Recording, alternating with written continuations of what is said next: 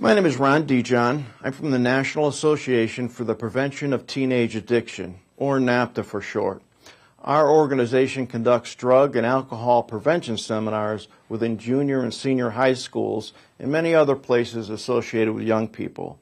What's unique about our presentations is that they are hosted by young adults who have personally battled addiction and understand the issues teenagers are facing. Statistically, this approach is reaching an overwhelming percentage of students. Additionally, we utilize graphic videos, a colorful animation, and a very important clinical production that everyone needs to see.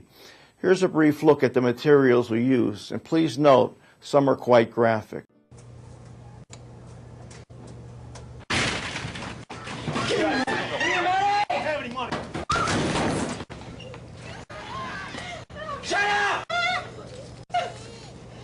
Stop looking at me!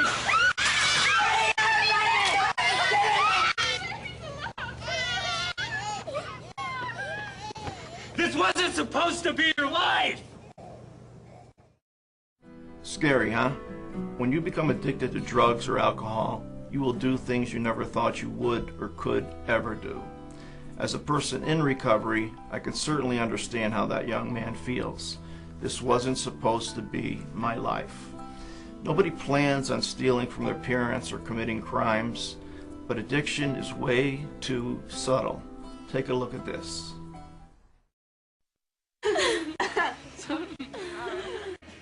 I'm gonna try meth just once.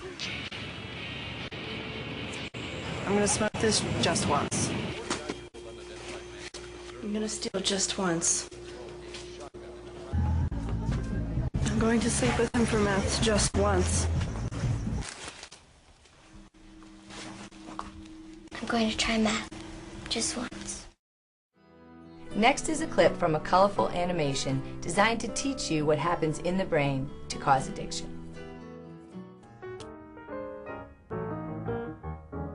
Many factors make us who we are. Everyone is familiar with the age-old argument of nature versus nurture. Our personalities, are they genetic or manufactured by our environment? It's both. Our genes begin the process by creating the foundation that everything else will build upon. Imagine tractors tilling the soil and preparing it for growth. Next, our personalities shape the land, like growing trees and building houses shape the land. So for the first decade of our lives, our brain is nurtured into a quaint little neighborhood, ready to house our thoughts and grow with the things we learn. But then puberty hits, and our hormones rage like a hurricane. Our brains naturally adapt, however, in some cases, maladapt.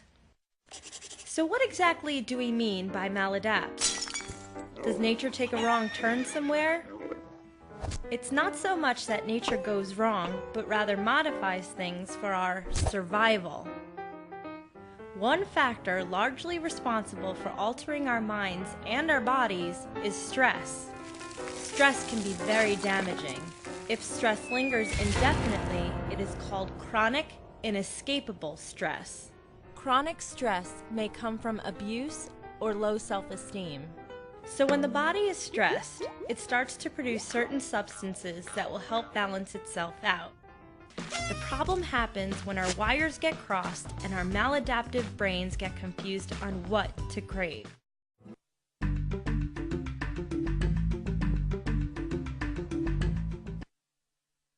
Cigarettes were the first thing that I was introduced to. Alcohol and cigarettes, Drinking, smoked pot, mushroom, ecstasy, anything I could get my hands on as well. prescription drugs, Liquid acid, heroin, cocaine, Percocet, Percodan, Vicodin, Valium. and then God knows whatever the marijuana was laced with. Your brain at 20, I would think this is a 70-year-old's brain. Teenagers, adults, they have no clue that when they're smoking pot, they're actually damaging their brain. Everything that I saw in school about it, I found out one day that it's all true and it's all happening to me. When your brain works right, you work right. I'd like to just be able to think normally. What we're looking at here is a healthy brain. I'm just worried that my brain cells are going to be gone and they're never coming back. And this is a cocaine brain. So the real question is, which brain do you want?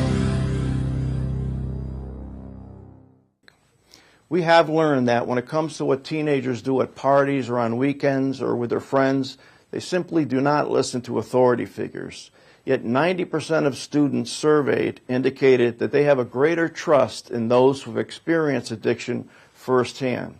This is not a new theory. Experienced doctors teach interns, seasoned police officers train new recruits, and if you're building a football team, the head coach usually has played the game and understands it from experience. Substance abuse poses a far greater threat to our young people than even the tragic events that occurred in Newtown, Connecticut. Ironically, one of our most effective hosts grew up in Sandy Hook and attended Newtown public schools. Here's an excerpt from an interview with this young man. I remember the first time that I picked up a drink. I was about 14 years old, and I remember that it was solely based on peer pressure. I remember being 14 and hanging out with my brother and his older friends, and they sat and offered me a chance to party, and I was willing to do anything. From a young age, even before I was able to drink or to drug, I developed a complex where I didn't have a lot of self-esteem, and I was willing to do anything that people wanted me to do so I could feel accepted. And I remember once I found substances that I could escape into and get away from reality, that it wasn't long before I thoroughly enjoyed the ability to escape where I was feeling at that point in time. I also found that my behavior continued to change. I started to lie more. I had more secrets to hide. I was less honest with myself or the people around me. I stopped wanting to spend time with my family, and I wanted to spend time with people that I thought were my friends. I slowly drifted away from healthy influences in my life, including my parents and my family, and drew closer into anybody that could get me my next fix. If you wanted to drink or drug, I wanted you in my life. If you didn't want to drink or drug, I didn't want you in my life. And it started to get really real when I went to my first funeral, and I've been to many since. And the scary part about this disease is a lot of people don't ever find the answer. And there's a lot of young kids that lives end very short, and it's very sad. And, you know, for me today, I think back on those days and realize how quickly it progressed from thinking it was just fun and innocent to having real-life consequences. I still sit here today and have friends who are stuck in the perils of addiction. I go to way too many funerals and wakes, and I've seen way too many parents crying. This is a sad reality about this disease. The good part is there's always a way out if you're willing to accept help. I remember that I used to think people who had drinking or drug problems were only people who lived in low income and on the streets. You know, it was your traditional guy with a trench coat living under a bridge with a bottle of booze. I grew up in a small town in Connecticut, Sandy Hook, which we all now know has been struck with terrible tragedy. And I grew up there, and it's a very well-to-do community, very blue-collar, but we were very, very well off. The people that I grew up with, mostly high-income kids who never thought that we had a problem. You know, our parents threw money at our problems. We were allotted large allowances. We were able to kind of run wild. You know, there was no way that something could happen in Fairfield County, Connecticut, one of the most wealthy counties in the country. You know, I didn't have a problem. I was a straight A and B student in high school.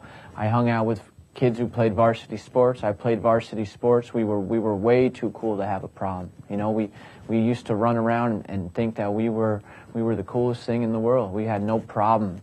You know, the only people with problems were the kids who were from broken homes, or who didn't have a ton of money, or who didn't wear those nice clothes or have those large allowances and nice cars. You know, that just wasn't a problem for us. At that point, I started to have people in my life who didn't drink or drug, and they wanted nothing to do with me. They would catch me in my lies. They would catch me in my games of manipulations. And I would slowly understanding that the only people in my life were people that were enablers to me, were people that would drink with me, were people that would drug with me. Every healthy, functional human being that was in my life, I wanted nothing to do with, because they could see through my lies. They could see that every time they saw me, my eyes were shot or I smelled like alcohol, and I would just lie to them. I knew every day what my life was going to be like when I was using. I knew that my actions and everything I did during that day would be fueled to get my drink or drug, and everything else in between then was just a plan for me to get that. And today, I understand that person that used to be. I understand the person that I used to be. And I'm able to look back today and take all of those as lessons in my life as I continue to live a sober life. And I continue to know myself even more on a daily basis. And I continue to enjoy living. Something I was never able to do when I was active in alcohol and drugs was truly enjoy the day.